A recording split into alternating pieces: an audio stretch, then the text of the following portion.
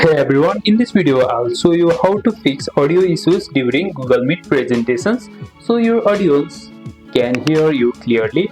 Audio problems during presentation usually happen because the wrong microphone or speaker is selected or your system is picking up background noise. If you are in the meeting while presenting, make sure click on the three dot and make sure the correct microphone and speaker are selected.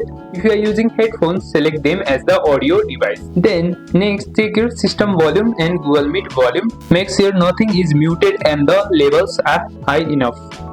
Then if you are sharing a presentation with sound like a video or audio clip, click present and share audio to ensure your audience can hear it. If you are sharing the screen like this, share your device audio, make sure to check this and continue and start a recording and click on start. After that, finally close other app using your mic or speakers like Zoom or Discord. If you are using Zoom or Discord background, your mic will be not enabled at the Google Meeting presentation because only one app can use them at a time.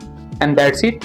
With this step, your Google Meet presentation will have perfect audio. Don't forget to like, subscribe and hit the bell for more quick tech tips, and I'll see you in the next one.